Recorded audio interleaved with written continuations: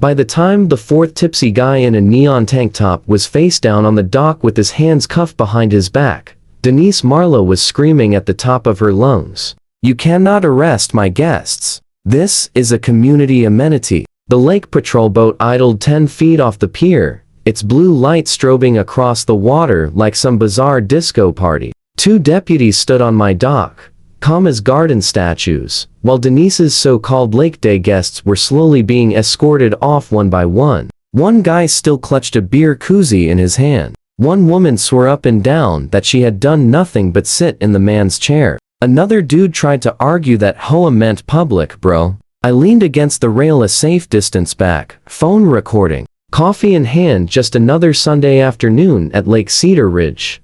The lead deputy pointed to the sign bolted at eye level on the dock gate.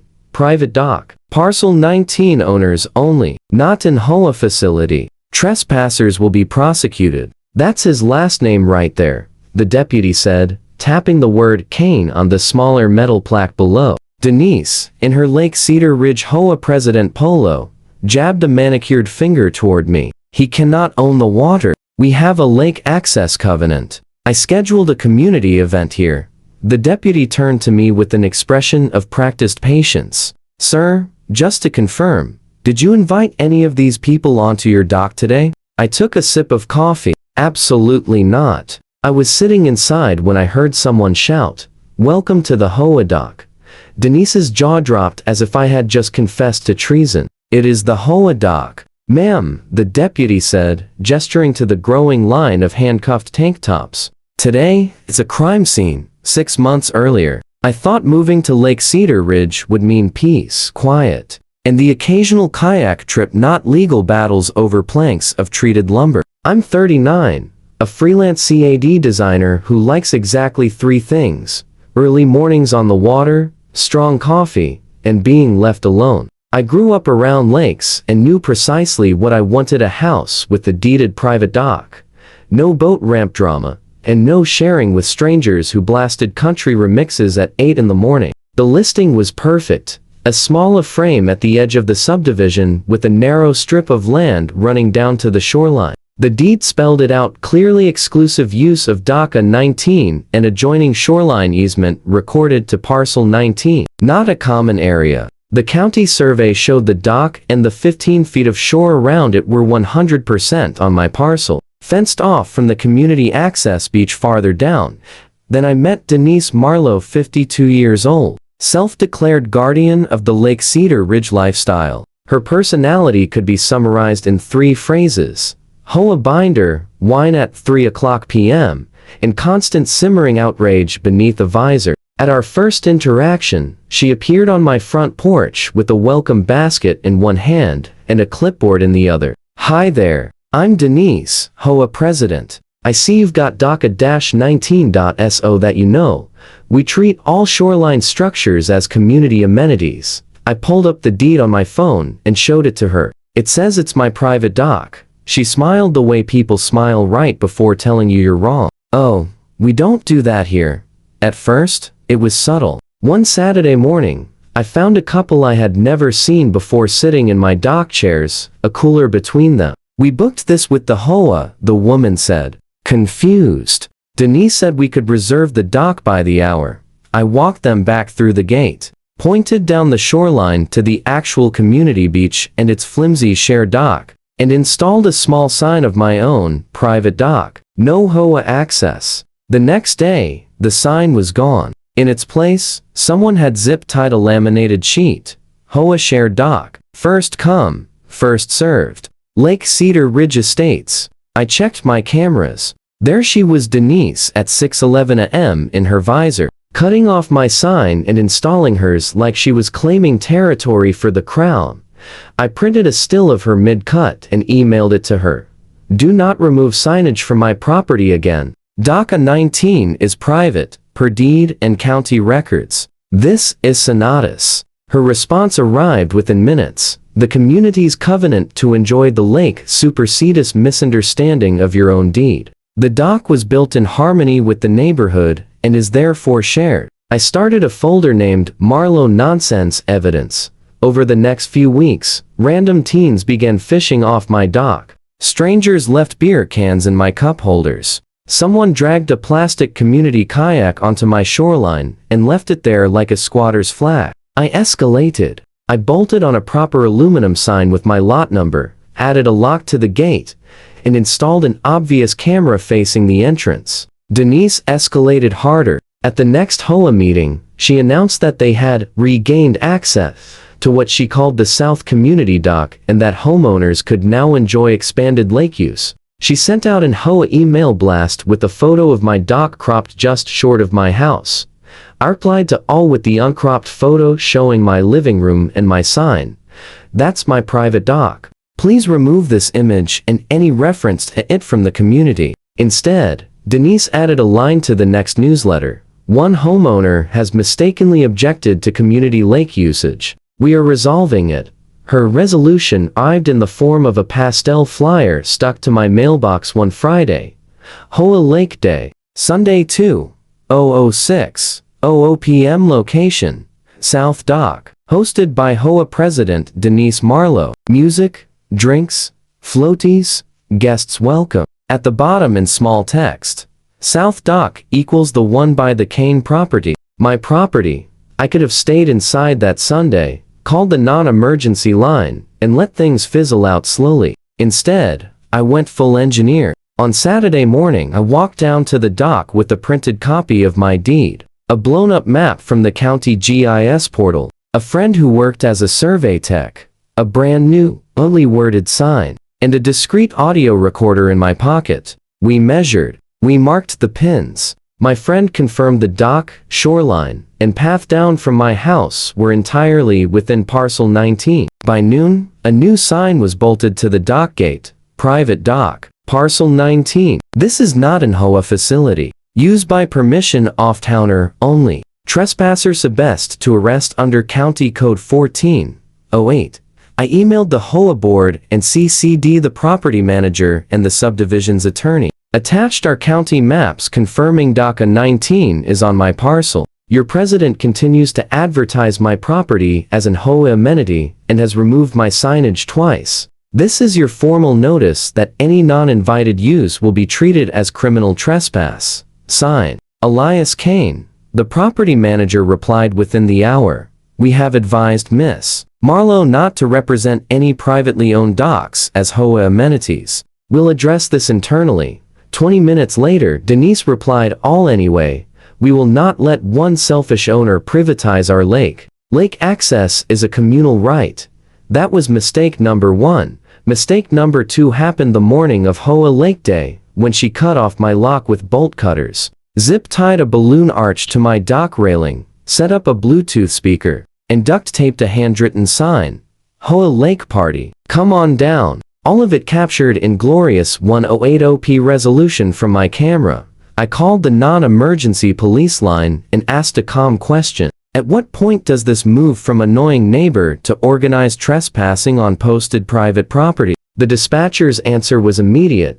If you've posted signs, given written notice, and have video of them cutting your lock, that's trespassing. If alcohol is involved on a dock, Lake Patrol will want to know too. I sent one last email to Denise. Cancel your event at my dock by 1:00 p.m. or I will have law enforcement remove you and your guests for trespassing. This is your last notice. At 1:03 p.m. Got a reply. Stop threatening me. You'll be hearing from the architectural committee. I stared at that line, glanced at the time, and opened my Marlowe nonsense evidence folder. Then I dialed the sheriff. HOA Lake Day kicked off at 2:00 p.m. like a bad commercial. Denise marched down the path with coolers, portable speakers, a string of dollar store bunting, and a swarm of neighbors and guests in swimwear. She announced loudly, "Welcome to the South HOA Dock," so everyone could hear. I stayed inside, blinds tilted. I watched people clamber over my private dock sign as if it were decorative, anchor their floats to my pilings, and line up their drinks on my railing. At 2:17 p.m. the first coyotes of justice appeared, a sheriff's SUV at the top of the hill, and a county lake patrol boat easing across the water. Lights dark for the moment. I waited until the dock looked full 8, maybe 10 people, some with open beers. One guy flicked a cigarette butt into the lake. Then the blue lights came on. Lake Patrol hit the air horn once. The sheriff's deputy started down the path. Another deputy followed, body cam blinking. Afternoon, the lead deputy called out, stepping onto the deck just inside the gate. Whose property is this? Denise stepped forward, HOA polo practically glowing. This is the Lake Cedar Ridge HOA dock. I'm the HOA president.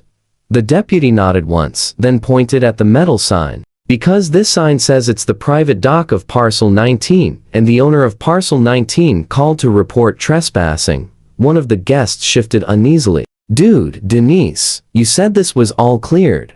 She waved a hand dismissively. The HOA's rights supersede the individual. That was when I stepped out onto my back deck.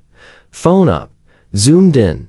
The deputy saw me and raised a hand. Mr. Kane, just confirming you did not permit for any of these individuals to be on your dock. Nope, I called back. Nor for anyone to cut my lock, remove my signs, or use my furniture. The deputy looked at Denise. Did you cut a lock off this gate today? She hesitated just long enough for her credibility to die. I had to. He cannot restrict lake access. That's against the spirit of the community. Ma'am, the deputy said evenly.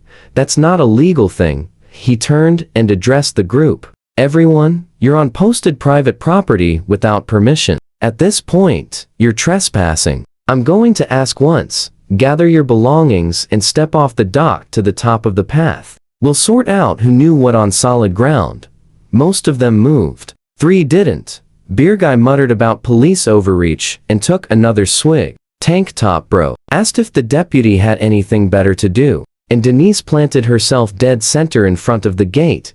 You cannot kick us out, she yelled. We have an implied easement. The HOA owns the shoreline access. He's trying to steal the lake. The deputy just blinked at her, and that's when the power shift happened quick and clean. Ma'am, put the drink down. Step off the dock, or you'll be detained for trespassing. She folded her arms. No. He glanced at the lake patrol officer. We're done asking. Click. Cuffs. Gasps. What I had not expected was the domino effect. Once Denise refused to move, her more belligerent guests decided to make it a group performance. Beer guy tried to shoulder past the deputy, saying, You don't get to tell me.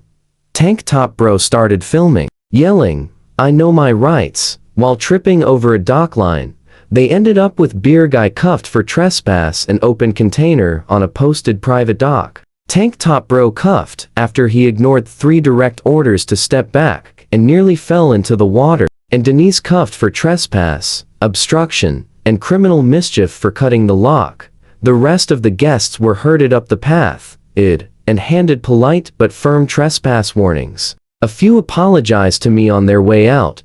She told us this was community, one woman said, shivering in her cover-up. We wouldn't have come if we knew. I just nodded. Next time, read the sign.